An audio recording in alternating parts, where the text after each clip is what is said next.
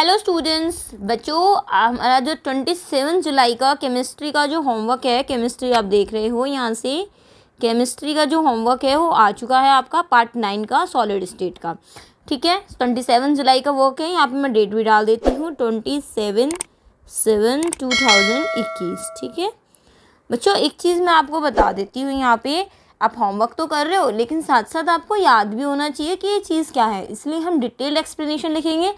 चाहे तो आप डायरेक्ट भी होमवर्क कर सकते हो यहाँ से कि जैसे इसका सूत्र जो होगा D बराबर Z/M upon A³ into Na हो जाएगा, जिसमें हर एक का आप मतलब लिख दीजिए।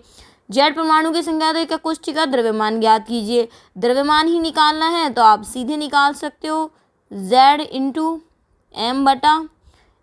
और यहाँ पे एक परमाणु का भार निकालना है तो M/Na। ये सूत्र हैं इसके, आपको चाहे तो आप सीधे यहाँ पे फिनिश कर सकते हो। लेकिन अगर जिस बच्चे को जानना है कि हम आगे तक वीडियो देखें कि यहाँ पे आंसर निकले कैसे हैं, तो फिर बच्चों सेकंड और थर्ड जो क्वेश्चन है वो थोड़ा सा डिटेल में है, ढंग से समझिएगा। आई थिंक इसको समझने का आप प्रयास करेंगे।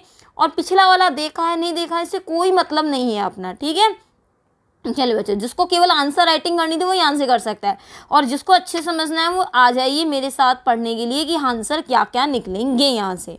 ठीक है, चलो बच्चों स्टार्ट करते हैं। और दूसरी बात बच्चों, डिस्क्रिप्शन बॉक्स खोल के देखिएगा, ये पूरा चैप्टर आपको प्लेलिस्ट में सारी वीडियो एक साथ मिल जाएंगी। मैंने पढ़ाया हुआ है ये पूरा चैप्टर, इसके 20 पार्ट बनाए हुए हैं, आप देखिए बहुत अच्छे से करवाया हुआ है। आप नोट्स भी साथ साथ उसमें लिख पाएंगे बच्चों स्टूडेंट्स। ठीक है, टेलीग्राम चैनल भी ज्वाइन कर सकते हैं, इस चैप्टर के नोट्स भी डाले हुए हैं मैंने। चलिए स्टार्ट करते हैं अपना होमवर्क। तो बच्चों मेरी तो राय आपसे यही है कि आप एक एक चैप्टर को उठाइए और पढ़िए।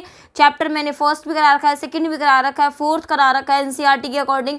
अब वहाँ से पूरे पूरे चैप्टर भी पढ़ सकते हो, क्योंकि उद्देश्य क्या है आपका, पढ़ना है। तो एक क्वेश्चन है घनत्व का परिकलन। तो बच्चों पहले तो मैं इसका सूत्र आपको डायरेक्ट लिखवा देती हूँ, D बराबर Z/M upon A³ into Na। ठीक है, Z यहाँ पर जो है वो अवयवी कणों की संख्या है। किसकी संख्या है? अवयवी कणों की संख्या है कि कोशिका में कितने अवयवी कण हैं। पूरा पूरा आंसर लिख लिया गया है यहाँ से। M बराबर जो है यहाँ पर मोलर द्रव्यमान है, जो भी कण यहाँ से है उसका मोलर द्रव्यमान है। ठीक है, A³ जो है यहाँ से A जो आप बात करेंगे यहाँ से, ये एक कोशिका क्या है, आयतन है, एक कोशिका का आयतन है, और Na है जो अवोगाद्रो संख्या है। ठीक है, अवोगाद्रो संख्या जो होती है अपनी 6.022 गुणा 10⁻23। आगे है एक कोशिका की परमाणु की संख्या Z हो तो एक कोशिका का द्रव्यमान ज्ञात कीजिए। आइए बच्चों इसको अच्छे से समझा देते हैं हम आपको। सेकंड क्वेश्चन को समझने का प्रयास भी कीजिएगा बच्चों कि मैडम क्या समझाना चाह रही हैं आपको। देखिए एक कोशिका पहले तो मैं बना लेती हूँ, मेरा उद्देश्य ये था कि बच्चों को थोड़ा समझ में भी आ जाए कि आखिर ये आंसर निकला कैसे है।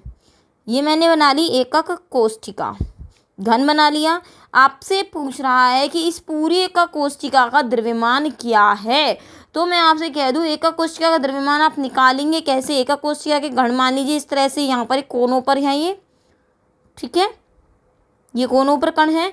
अगर हमें एक कण का द्रव्यमान पता चल जाए, क्या पता चल जाए, एक कण का द्रव्यमान पता चल जाए, तो हम उसमें जितने भी कण इसके अंदर दिखाई दे रहे हैं उससे इसको क्या कर देंगे, मल्टीप्लाई कर देंगे। तो हम ऐसा लिख सकते हैं एकक कोशिका का द्रव्यमान। अगर मैं कहती हूँ यहाँ पर कि एक कमरे का द्रव्यमान कितना है, आप कहेंगे एक कमरे में मान लीजिए बच्चे कितने बैठे हैं, मान लीजिए एक कमरे में 40 बच्चे बैठे हैं, तो आप कहेंगे एक स्टूडेंट का हमें पता चल जाए कि कितना वेट है, तो उसको हम 40 से गुणा कर देंगे, ये मानते हुए कि 40 का वेट क्या है, समान है। यहाँ भी हम ये मानते हुए, वैसे मानेंगे क्या तो सही है कि एक कण का क्या द्रव्यमान, मान लीजिए एक कण 1 ग्राम का है और हमें 8 दिखाई दे रहे हैं, तो उसका द्रव्यमान कितना हो गया, 8 ग्राम। इसी तरह से हम कह रहे हैं कि एक कोशिका का जो द्रव्यमान निकलेगा बच्चों वो कैसे निकलेगा, कणों की संख्या,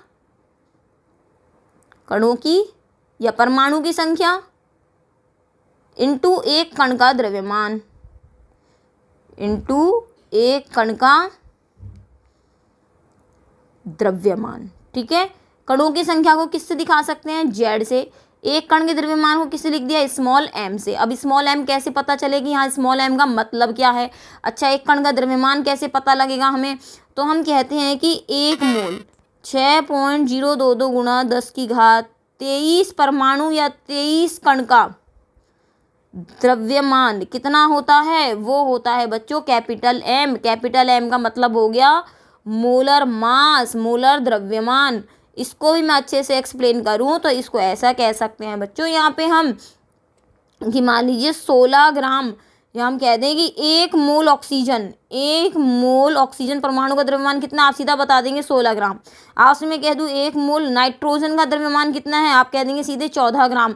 मतलब ये किसका बताया आपने, मोलर मास बताया। 1 मोल मतलब क्या हुआ 6.022 गुणा 10 की घात 23। तो हमने यहाँ से कह दिया कि 1 मोल मतलब 6.022 गुणा 10 की घात 23 का द्रव्यमान कितना है, एम। एम मतलब मोलर मास। तो एक कण का द्रव्यमान, एक कण का द्रव्यमान कितना होगा, एम बटा, तो ये हो गया 6.022 गुणा 23, या फिर स्मॉल एम बराबर कैपिटल एम बटा एन ए। यही तो लिखेंगे ना आप, ये वाली चीज़ लिख दी। अब बस इसको आप रिप्लेस कर दीजिए, इस वाले सूत्र को आप रिप्लेस कर दीजिए इसके अंदर, तो कितना हो जाएगा अपना, ये हो गया बच्चों Z इंटू कैपिटल एम बटा एन ए। ये निकल गया एकक कोशिका का द्रव्यमान, एकक कोशिका का द्रव्यमान। ये है आपका आंसर जो मैंने आपको यहाँ से एक्सप्लेन कर दिया बच्चों, ठीक है। अब अपने पास आता है तीसरा प्रश्न।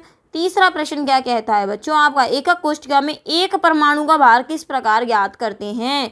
तो एक परमाणु का भार बच्चों, एक परमाणु के भार के लिए अभी जो सारी कवायद हुई वही होगी। एक परमाणु का भार ये कैसे निकालेंगे, तो हम ऐसा लिख देंगे वही 6.022 गुणा 10 की घात 23 परमाणुओं का द्रव्यमान।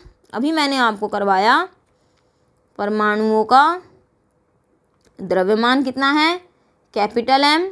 तो एक परमाणु का कितना होगा, एक परमाणु का हो गया एम बटा 6.022 गुणा 10 की घात 23, या इसको हम लिख सकते हैं एम बटा एन ए। तो ये एक परमाणु का द्रव्यमान,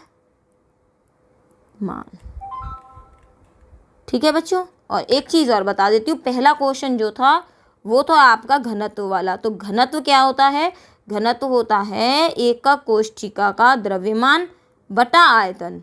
एकक कोशिका का द्रव्यमान बटा आयतन, जो पहला क्वेश्चन है उसको भी सॉल्व कर बता रही है। एकक कोशिका का द्रव्यमान अभी निकाला है Z इंटू एम बटा एन ए। कितना निकाला है, Z इंटू एम बटा एन ए। अब आपको कहता है आयतन, तो आयतन जो होता है वो होता है लंबाई गुणा चौड़ाई इंटू ऊंचाई, और इसमें जो इसकी भुजा है वो कितनी है, ए है। तो हम क्या लिख देंगे, इंटू ए क्यूब, और यही होता है घनत्व। ठीक है बच्चों, ये आपका हमने सॉल्व करके बता दिया आंसर कैसे निकलेगा। पहले वाले क्वेश्चन को भी सॉल्व कर दिया है। आपको केवल आंसर लिखने थे वो तो मैंने शुरू में बता दिया आपको, लेकिन अगर आपको पूरे फॉर्मूले वाइज चाहिए था कि हाँ मैडम नहीं हमें थोड़ा सा तो बड़ा चाहिए था, हमें समझ में तो आ जाए, तो ये मैंने आपको समझा भी दिया है स्टूडेंट्स। अब बच्चों मेरी आपसे एक रिक्वेस्ट है कि आप डिस्क्रिप्शन बॉक्स खोलिए, टेलीग्राम चैनल का लिंक दिया हुआ है उसे भी देखिए। इस चैप्टर के फुल नोट्स जो है वो मैं टेलीग्राम चैनल पर डाल रही हूँ। जो मेरा टेलीग्राम चैनल पहले भी डाल चुकी हूँ, मैं वापस रिपीट में डाल देती हूँ आपके लिए, ठीक है। और दूसरी बात, इस पूरे चैप्टर की प्लेलिस्ट भी दी हुई है। आपके 3 या 4 जो भी होमवर्क आए हुए हैं वो भी सारे इसके अंदर है, प्लेलिस्ट में लिंक में देख लीजिएगा आप। सारे होमवर्क एक साथ दिए हुए हैं। बच्चों तो आगे शेयर कीजिए, सेकंड चैप्टर पढ़ लीजिए, पढ़ना तो है ही, सेकंड चैप्टर भी पढ़ लीजिए हमारे पास। तो आपको एक बार प्लेलिस्ट जरूर खोल के देखिएगा, बहुत सारी चीज़ें मैंने इजी तरीके से समझा रखी हैं, आपको ज़रूर हेल्प करेंगे स्टूडेंट्स। ठीक है स्टूडेंट्स, चलिए ठीक है, मिलते हैं नेक्स्ट होमवर्क के साथ बच्चों। तब तक के लिए बाय बाय। और बच्चों चैप्टर 14, एक चीज़ और इम्पॉर्टेंट न्यूज़, चैप्टर 14 जो है बायोमोलिक्यूल मैं अपने चैनल पे साथ साथ पढ़ा रही हूँ। आप चाहें तो वहाँ ज्वाइन कर सकते हो और पढ़ सकते हैं। Thank you students, bye bye.